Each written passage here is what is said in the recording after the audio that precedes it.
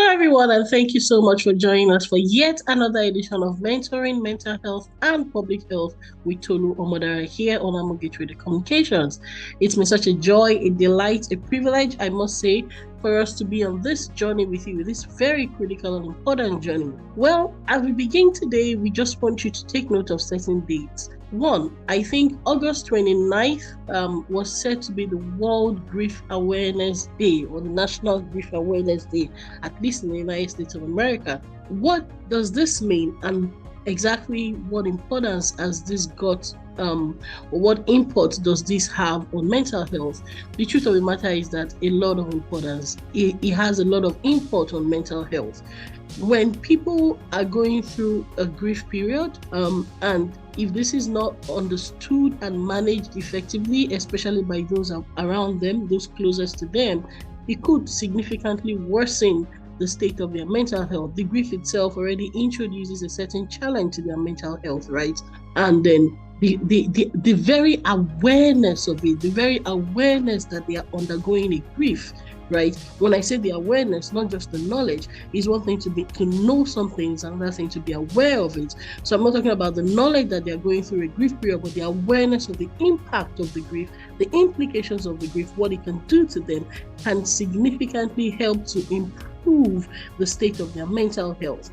Right? So the people around them need to be aware of the impact of that grief, what it can do to them, and also how they can, sort of contribute to minimizing the impact of the grief. And the reason we're saying this is there is a role that mentors, of course, have to play. We've talked a lot about mentors, right? And we've talked about mentors or mentoring being composed of certain key elements: the ability to guide, the ability to to support, and the ability to sort of encourage, right? We've talked about those elements a lot. And as people go through different stages of grief, from denial to eventually acceptance, it's important for us to be there for them. It's important for us to support them. It's important for especially those who are their mentors, either in formal mentoring relationships or even informal mentoring relationships, to guide them through their process, right? The effects of grief on people can be physical, can be emotional, and definitely can also be mental. And one of the things that it does sometimes is that it significantly impacts their routine, and they often need time and help to heal. Take note of those words, time and help. The help, again, is where the mentors come in, but even the time is also something that workplace programs can be introduced to acknowledge, especially in large work organizations, right?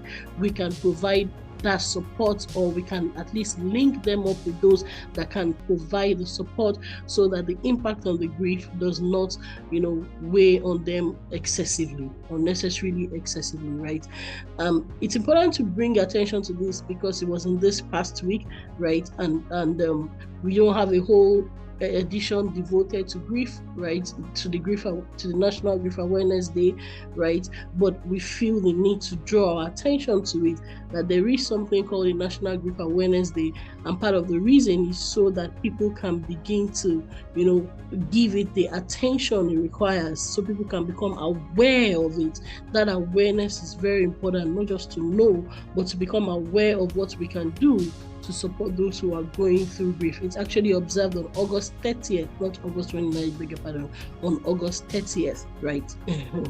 So that was the first date I wanted us to take note of. And there is another date, or there was another date about a week ago too, and that's the Women's Equality Day, which is celebrated on August 26th every year. Women's Equality Day.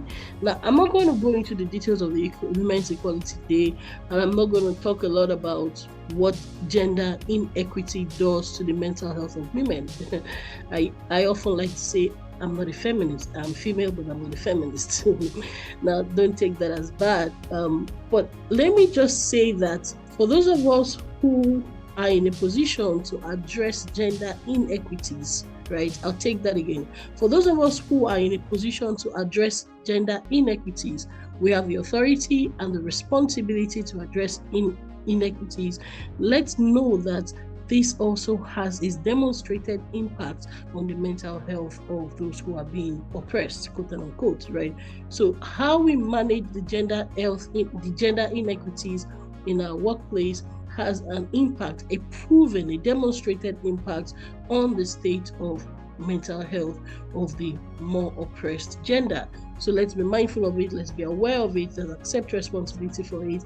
These are things that we have to accept, and we even need to factor into our policies, our workplace policies, our national policies, our local government policies, and so on and so forth. Well, again, we welcome you to another edition of Mentoring Mental Health and Public Health with Olomodere and Amoge Radio Communications. It's always a joy, always a delight to be doing this with you, and we'll be back shortly. So the focus of today's program is going to be a little bit on the mentors themselves.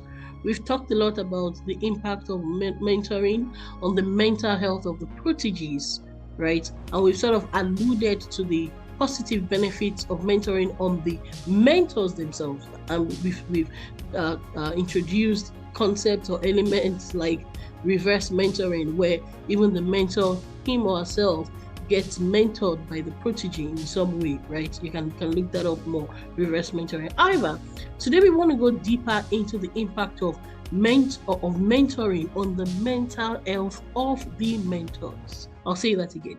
We want to look at the impact of mentoring on the mental health of the mentors. Why is this important? Again, because relationship is a two-way street, right? I remember us referencing something one of our earliest panelists on our national mentoring conversations, our webinar series. We had about 9 of those sessions. We've had about 9, we still plan to have more. We've had about 9 of those mentoring webinars. The very first one we had one of our panelists, Dr. Bumibiu, say mentoring is about relationships, right? And we've seen this again from episode to episode, that the stronger the relationship, the more effective the impact of the mentoring on the mental health of those who are being mentored. I remember a particular episode where we shared data on 2 sets of proteges who were monitored, right? And the research indicated that it was the relationships where the proteges themselves said that they had a good relationship that actually had a better impact on the mental health of the protege. So it didn't matter what the mentor said about the relationship. It was only when the protege acknowledged, affirmed that he or she had a vital and a supportive and a progressive and a beneficial relationship with the mentor, that the impact on the protege's mental health was actually validated to be positive. So mentoring is definitely about relationship, but we also want to look at the impact of the relationship on the mentor now, not on the protege. That's the part we are yet to explore. And part of what is, we had already decided to explore this dimension on this episode, but we also got a feedback from one of our listeners, and thank you so much for giving us the feedback. And she said to us that she asked us a question. She said, how does a mentor, or how do we even identify the proteges needing our support, right?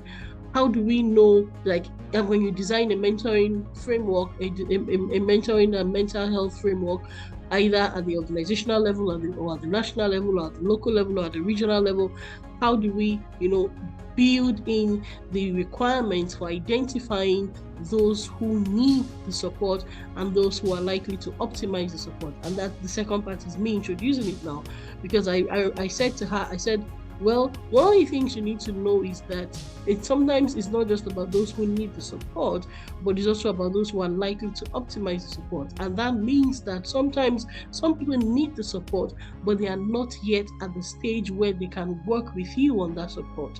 Remember, one of the things we've been conversing for on this program, on this particular program, Mentoring Mental Health and Public Health, is how do we train mentors to work as mental health paraprofessionals, because this is one field where the numbers actually are quite inadequate, whether locally in different nations or internationally. It has been established that the world needs many more, much more mental health professionals than are currently available, either in psychiatrists or in clinical psychologists and so on. And so there has been an advocacy for the training of mentors at mental health paraprofessionals that can work along with the psychiatrists and the professionals, the clinical professionals, to support people in their mental health. Now, before you can deploy mentors as paraprofessionals, remember they are not acting as full professionals yet. It is important that the proteges that you want to deploy them to, and that's answering our listeners' question. Her name is Bumi Sholari. And before you can deploy the mentors to work with the proteges, the protege had better be in a state where they are ready to receive that help from a paraprofessional. Because if they are still, quote unquote, for instance, in an obstinate state, quote unquote obstinate, let's say he or she is a drug, is going through chronic addiction, and he or she has not come to that state where he or she can work with the mentor as a mental health support, it might just be better to leave him or her with the clinical professionals when he or she is not yet ready, when the protege or when the possible protege is not yet ready to graduate, so to say, to that state of mental health support. So, and that was why I introduced that language in responding. I said, well, it's important to deploy, it's important in some cases to say, okay, where are the proteges that can optimize the mental health support that the mentors are about to provide? How do you identify such? You have to look at, sometimes you have to look at the state of readiness. Now, coming to the mentors, like I said, doing more of today, what exactly have been seen to be the benefits of mentoring on the mental health of the mentors themselves? Because the research has actually shown that this mentoring, which is about relationships, is a two-way street that benefits not just the proteges, but also the mentors themselves. Let's take a case in point. We're going to go all the way to the United Kingdom today. In the UK, it was found that the annual expenditure on healthcare for mental illness is as high as $14 billion. I didn't say M, not million, billion dollars. As high as $14 billion. Now, they also found out that the mental health illness reduces the UK's gross domestic product, the GDP, by $52 billion each year. B again, not M. That's huge. So if something is impacting the GDP this significantly, we better tackle it. $52 billion in lost productivity in the United Kingdom is costing the United Kingdom $52 billion, the loss in productivity as a result of mental health, in addition to $14 billion that is spent directly on mental health in the United Kingdom. And so in this kind of situation, it's a no-brainer that the country is ready to explore anything and everything that can enable them address mental health issues. And one approach that the United Kingdom has found that they can use to address mental health issues in the workplace is, guess what? Mentoring. Right? Mentoring, like we've been saying, is about relationships, right? It's a relationship, we've said it and we keep saying it, where a more experienced individual, right, is typically the mentor, and that more experienced individual provides guidance, provides support to a less experienced mentee or protege in the organization, right? Now, how can they provide this, right? There are two things that has been seen, especially in this case we are going to discuss in the United Kingdom. Mentors can provide career-related support in the workplace, but they can also provide psychosocial support. I'll say that again. Mentors can provide career-related support, but they can also provide psychosocial support, right? And one of the things that we've seen is that when the mentors take their time to establish the kind of relationships that enable them to, transfer or transmit the support that translates into improved mental health, one of the things that has been discovered is that in the process of doing that, the mental health of the mentors themselves actually gets boosted. That's very significant. So when people are engaged in mentoring relationships, one of the things we can say now is there is something in it for them, the wifing principle, the what is in it for me principle. Now, that's not to say that mentoring should be done only for quote unquote selfish reasons, but it's also good to know that as you are seeking to bring benefit to a protege, you yourself actually benefit in the process. You yourself actually get positively impacted in the process. It's very, very critical. It's something that I think is something to begin to emphasize as we seek to expand the mentoring and mental health workplace programs at local, national, and probably international levels. Very, very important to begin to emphasize that this is something that can similarly benefit the mentor, not just the protege, but that can similarly benefit the mentor in the process of trying to bring an improvement to the mental health of the protege. The mentor, him or herself, also gets positively impacted. This is still Mentoring Mental Health and Public Health with Olomodera on Amogi Creative Communications, and we'll be back shortly.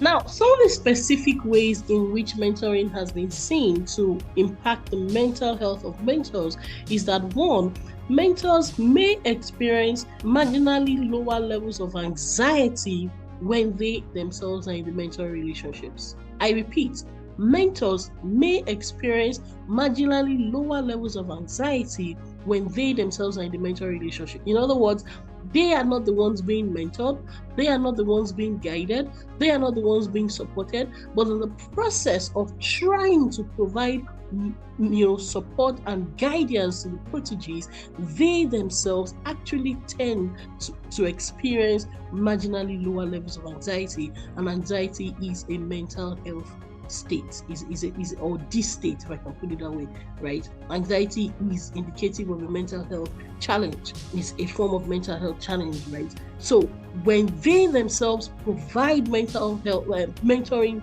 to their proteges, they themselves may tend to experience lower levels of anxiety. The second thing is they tend to also draw more meaning from their work. Like I said, this was a case study that was actually experimented upon by people in the UK police force, in the police force in the United Kingdom. And this is a very interesting case to have, a very interesting group of people to have worked with, because typically mental health issues tend to be very high in occupations that play important social roles. I'll say that again. Mental health issues tend to be very high in occupations that play important social roles. Occupations like the military, occupations like medical professionals, occupations like firefighters, and of course, police officers. So this was a very appropriate group of people to have worked with. So this particular case study experimented with people who were in the UK police force, and they asked people to volunteer. Some volunteered as mentors and some volunteered as proteges. So the United Kingdom, the police force, right, the police officers in the United Kingdom who volunteered to participate in a formal, not an informal, in a formal mentoring program, some volunteered as the proteges and some volunteered as the mentors. What was interesting was that those who volunteered as the mentors, what was discovered is that the mentoring program actually tended to reduce their own anxiety level over an 8-month period. Very interesting. This is something to celebrate. This is something to emphasize. Like I said, we are not saying that people should get into mentoring programs only because of what they can get. No, that's not the spirit. But it's important to know that as you give, it is actually given back to you. Give and it shall be given unto you is the principle of the good book. That's what this research found out, right? Mixed methods, that's quantitative and qualitative methods. Mixed methods were used in this research, and they began by testing the baseline. So they took the baseline data on what was the anxiety level of the mentors.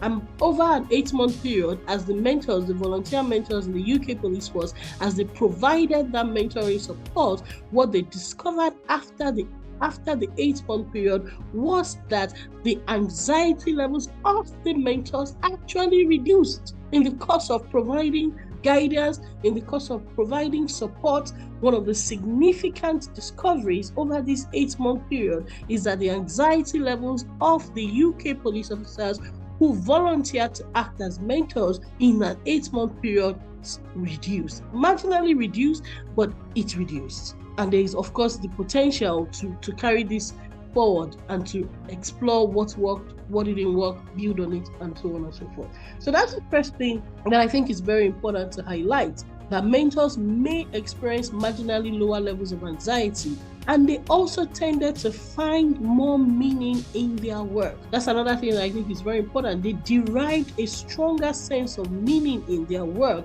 as they underwent the mentoring program. Don't forget, again, today is about the mentors. Today, for the first time in this program, we are looking at the impact on the mentors, not on the proteges, on the mentors. So that's the second thing this experiment discovered. This experiment found out that the mentors tended to find more meaning in their work. More meaning in their work. The mentoring relationships enabled the mentors to derive a higher sense of meaning in their work, which had a positive impact on their mental health. Another thing was that they found out, the researchers found out, that mentoring relationships provided a unique context for mentors to discuss and normalize their concerns. I'll say that again. They found out that the mentoring relationships provided a unique context for mentors to discuss and normalize their concerns. It also provided a unique context for them to share ideas for managing anxieties. Now, that tends to benefit, of course, the proteges, but in the process, it helped the mentors to find more meaning in their work, and the ability to find more meaning in their work had a significant, a positive impact on the mentor's mental health. Take note, it helped them it provided a safe context. Today we talk about psychological safety, right? There's a need for us to provide a place that feels psychologically safe for people to air their concerns. This was what the mentoring relationship provided.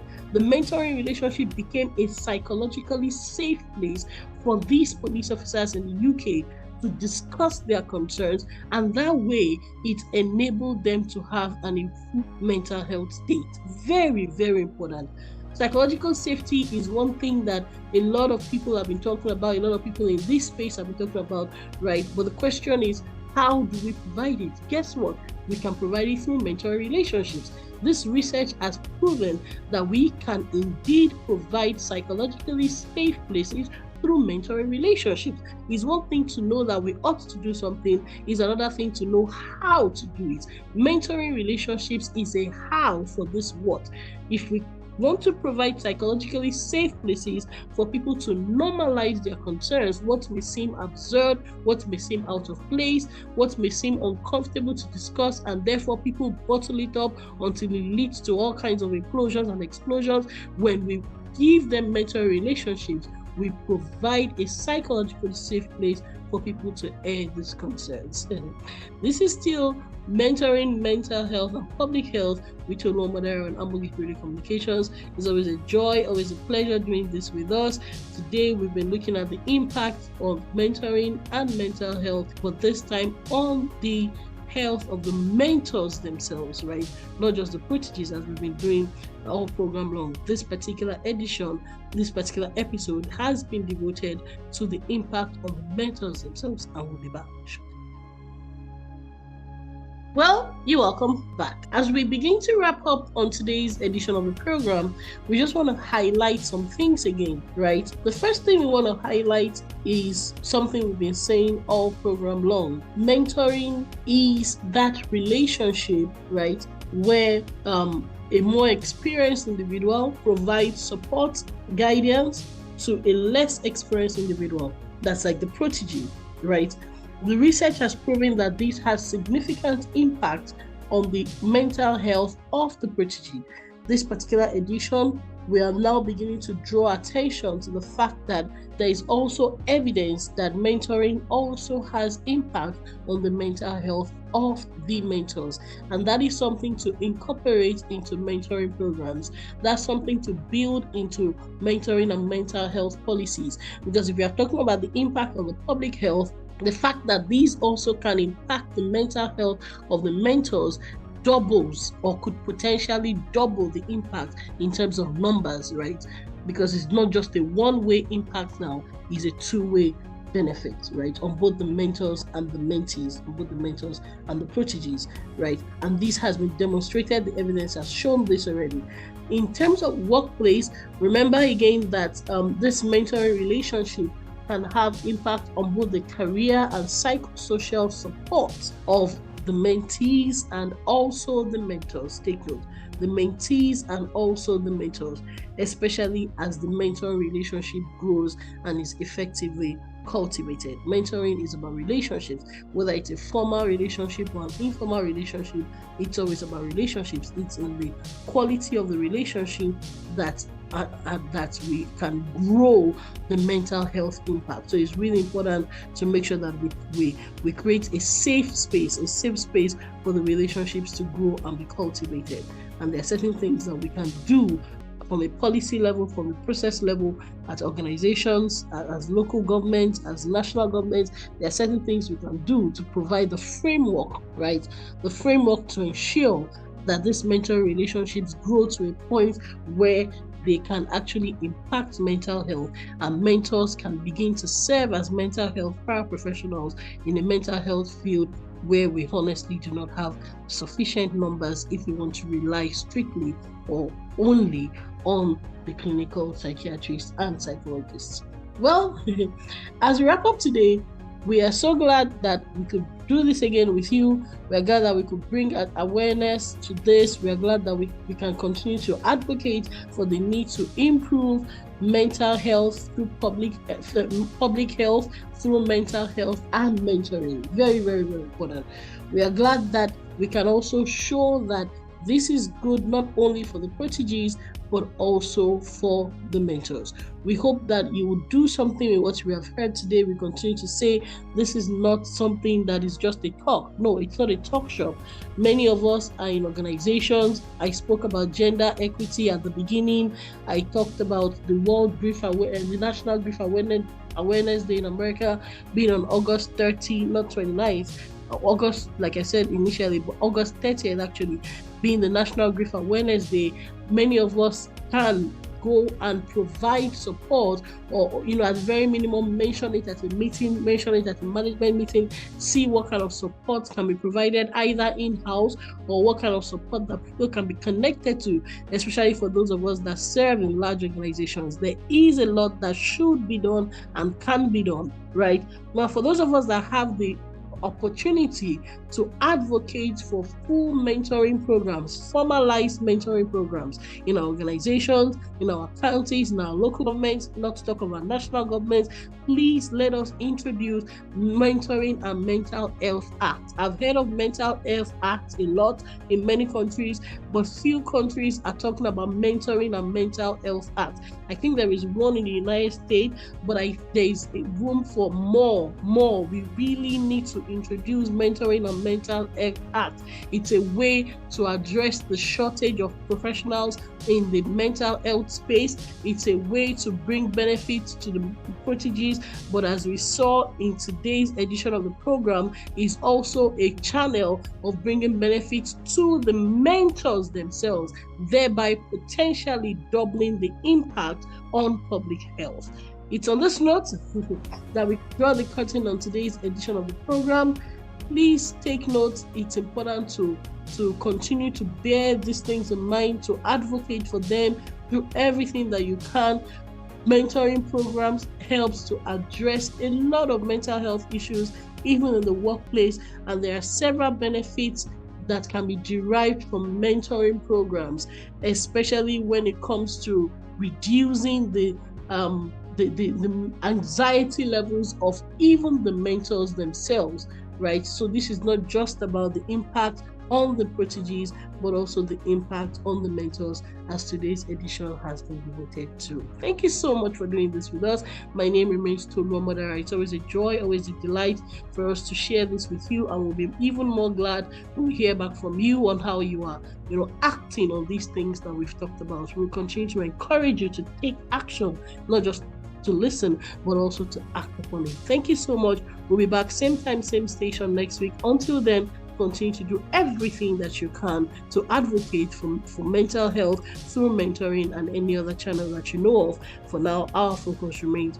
on mentoring, mental health, and public health. Thank you.